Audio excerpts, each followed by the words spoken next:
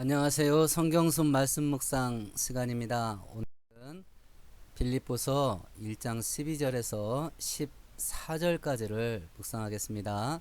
먼저 본문을 살펴봅시다. 눈으로 한번 읽어보세요.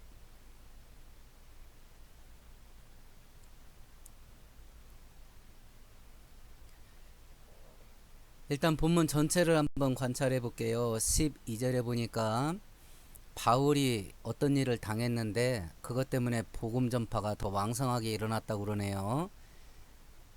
복음 전파가 왕성하게 일어난 첫 번째는 13절에 바울 사도를 통해서 복음이 시위대 안에 전파됐다고 그럽니다. 14절에 보니까 복음 전하던 바울 사도가 감옥에 갇히니까 많은 형제들이 담대하게 하나님 말씀 전하는 일에 참여하게 됐답니다. 이것이 오늘 본문의 전체 윤곽인 것 같네요.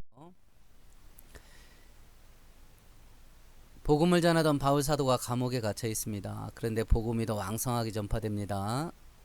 시위대원들에게 복음이 전파됐고 많은 성도들이 복음 전파에 더 참여하게 되었습니다. 복음 전하던 바울이 감옥에 갇혔으면 복음 전파가 위축이 돼야 되는데 오히려 정반대의 현상이 일어났다고 지금 성경이 말씀하고 있는 겁니다. 이제 한 절 한 절을 관찰하고 해석해 봅니다. 이제 12절을 관찰해 보십시다. 바울 사도가 뭔 일을 당했습니다. 그런데 그 일이 복음 전파에 진전이 됐답니다. 그럼 이제 해석을 해 보십시다. 바울 사도가 당한 일이 뭘까요? 감옥에 갇힌 거지요. 진전을 이루다라는 의미가 뭐냐? 이 진전하다라는 말은 로마 군대 용어라고 그래요. 로마 군단이 행군을 할 때 앞에 있는 모든 것들을 제거하고 도로를 뚫으면서 행군을 했다 그래요. 바로 그 모습을 표현한 것이 진전이라고 하는 단어라 그러네요. 산이 있으면 나무를 전부 제거하고 길을 뚫습니다.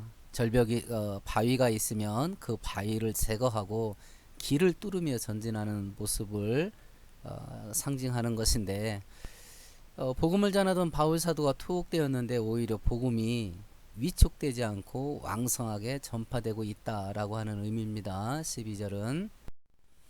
그러면 이제 적용을 해 보십시다. 복음 전하던 바울 사도가 감옥에 갇혀 있으니까 복음 전파의 길이 막힌 거네요. 그런데 하나님은 막히지 않았답니다. 이걸 놓고 적용을 해보는 겁니다. 내가 무언가 실패할 수 있겠습니다. 내가 실패했다고 해서 하나님의 뜻도 막히는 건 아니다.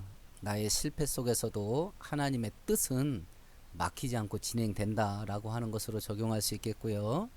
두 번째는 내가 사면초가에 빠져 있어도 나를 향한 하나님의 뜻은 진행된다. 이렇게 적용할 수 있겠습니다. 이제 13절을 관찰해 봅니다. 본문을 한번 눈으로 읽어보세요.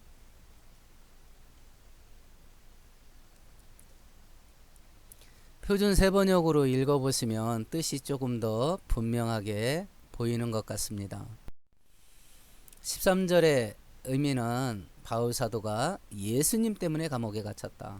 두 번째는 이 사실이 모든 시위대에게 알려졌다. 세 번째는 그 밖에 모든 사람들에게도 알려졌다.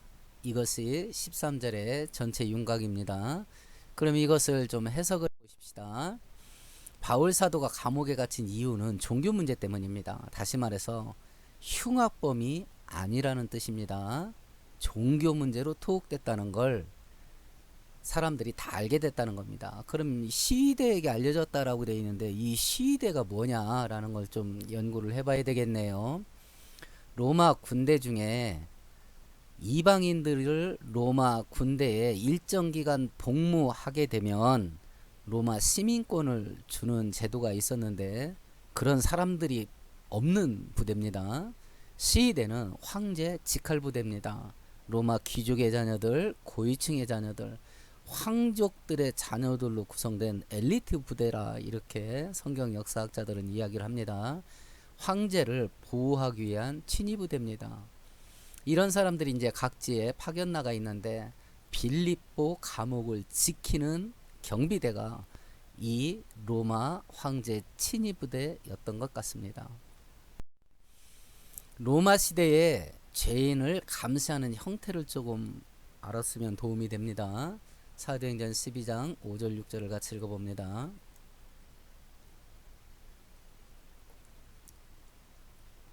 바울 사도가 감옥에 갇혀 있을 때 감옥 안에 두 군인이 각각 수갑을 같이 차고 감옥 안에 있습니다. 감옥 바깥에는 두 명이 감옥 문을 지키고 있습니다. 특별한 죄수는 이런 형태로 감시를 했다고 그래요. 4인 1조입니다. 두 명은 감옥 안에, 두 명은 감옥 바깥에 문을 지킵니다.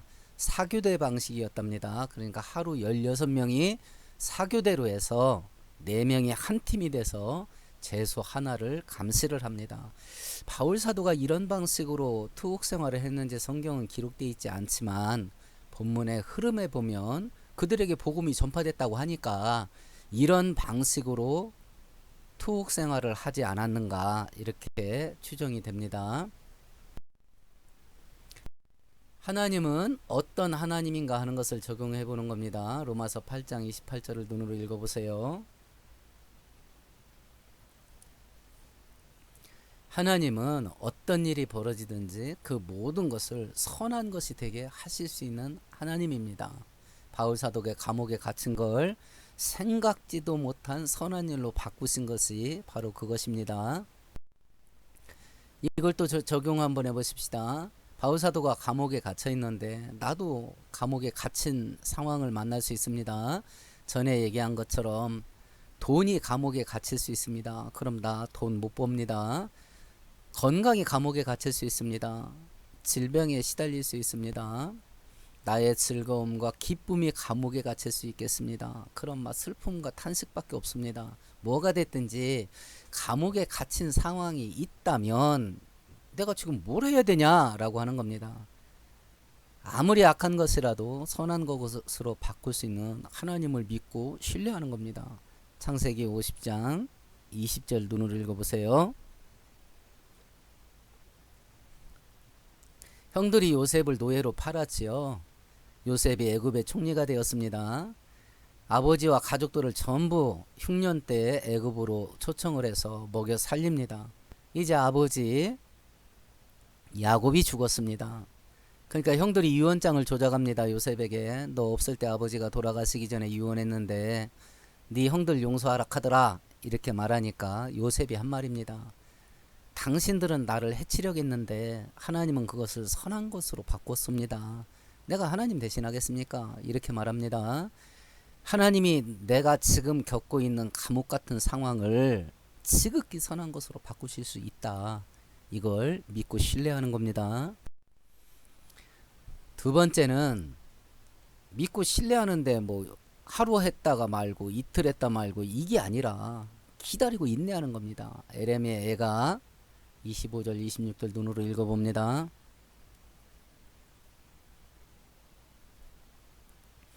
에레미야 애가는 바벨론에게 나라가 망하고 전 국토가 초토화된 상황 속에서 울면서 기록한 성경이라 해서 슬플 애자 에레미야 애가입니다. 근데 그 국토가 완전히 초토화되고 자기 동족들이 포로로 잡혀가 있는 그 상황을 보면서도 지금 뭐라고 말하냐면 하나님의 구원을 바라고 잠잠히 기다리는 게 좋다. 하나님이 그렇게 하는 사람들에게 선을 베푸신다 라고 말합니다. 그래서 이 악한 것이 지극히 선한 것으로 바뀔 때까지 믿음의 끝을 봐야 됩니다. 도중에 포기하면 안 됩니다. 하나님은 전능하시니까 이 환경을 선한 것으로 바꾸시리라. 그 선한 열매를 볼 때까지 이를 뿌득뿌득 갈면서 버티는 겁니다. 버티는 자에게 좋은 일이 있답니다. 이 믿음의 역사, 인내 역사를 만들어내야 되겠지요. 이제 14절을 묵상합니다. 관찰 먼저 해보십시다. 바울 사도가 감옥에 갇혀 있는데 그럼 복음 전하다 누군가가 옆 사람이 감옥에 갇혔으면 움찔하고 도망가 있든지 피해 있든지 잠잠해야 될 거 아니겠습니까? 그런데 바울 사도가 감옥에 갇힌 걸 보고 형제들 중에 많은 사람이 하나님 말씀 전파하는데 뛰어들었답니다. 복음 전파가 몇 배로 확장되게 되었습니다. 이 예전에는 바울 사도 혼자였습니다. 근데 감옥에 갇히니까 옆에 있는 많은 형제들이 복음 전파하는 일에 뛰어들었답니다. 오히려 몇 배로 확장되게 된 겁니다. 이걸 놓고 이제 적용을 해보십시다. 바울 사도 한 사람 때문에 많은 사람들이 복음 전파 사역에 뛰어들었답니다. 이걸 놓고 이제 나를 살펴보는 겁니다. 나는 하나님의 사역들이 확장되게 하는데 쓰임받고 있냐, 아니면 다른 사람들이 나 때문에 하나님의 사역에 뛰어들지 못하게 만드는 방해거리가 되고 있냐, 아이 나 저 사람 있는데 안 가, 이런 식의 반응이 있냐 없냐, 그걸 점검해 봐야 되겠지요. 두 번째는 나는 주변에 성령의 불을 지피는 역할을 하고 있냐, 아니면 성령의 불을 끄는 소방수 역할을 하고 있냐 하는 것을 점검하는 겁니다. 왜냐하면 바울사도 한 사람 때문에 수많은 사람들이 자기 목숨 걸고 겁도 없이 복음 전파하는 일에 뛰어들게 되었다라고 하는 하나님의 말씀에 나는 어떤 식으로 하루하루를 살고 있고 신앙생활하고 교회생활을 하냐 하는 것을 점검해 보는 겁니다. 많은 사람들이 바울 사도가 감옥에 갇힌 것을 보고도 복음 전파에 뛰어들었는데 왜 그러냐? 주를 신뢰하기 때문에 그 일을 했다는 거예요. 그러면 우리로 하여금 담대하게 만들어주는 주를 신뢰하는 내용이 뭐냐라고 하는 겁니다. 크게 5가지로 생각하면 무리가 없겠네요. 하나님이 나 인도하신다. 두 번째는 나 어떤 일이든지 나를 보호하고 지켜주신다. 세 번째는 내가 필요한 거 하나님이 채우시고 공급하신다. 네 번째는 내가 기도하면 응답하신다. 다섯 번째는 내가 약할 때 강하게 하셔서 승리케 하신다. 이걸 믿고 확신하는 거죠. 신뢰하는 것이고, 그럼 뭐 겁없이 담대하게 되지 않겠습니까? 그래서 하나님께서도 이 내용을 그렇게 우리들에게 믿으라고 말씀하시는 이유가 이걸 믿어야 흔들림이 없게 되기 때문에 그렇습니다. 이제 오늘 말씀을 종합해 보십시다. 첫 번째는 복음을 전하던 바울 사도가 감옥에 갇혀 있지만 복음이 더 확장됩니다. 바울을 지키는 시위대에게 복음 전할 기회가 생기고 다른 성도들이 더 열심히 복음 전파에 뛰어듭니다. 하나님의 복음이 몇 배로 확장됩니다. 하나님은 어떤 하나님이시냐? 아무리 악한 것을 하더라도 지극히 선한 것으로 바꾸실 수 있습니다. 그래서 지금 내가 감옥 같은 환경에 있다면 무엇을 해야 되냐? 악한 것을 선한 것으로 바꿀 수 있는 하나님을 믿고 신뢰하는 것이고, 두 번째 선한 열매가 맺혀지는 것을 볼 때까지 기도하면서 인내하는 겁니다. 너의 믿음대로 될지어다라는 이 축복의 선포가 이 말씀 붙잡고 사는 우리 모두에게 임하게 되기를 바랍니다. 주 안에서 평안하시고요. 예수 이름으로 축복합니다.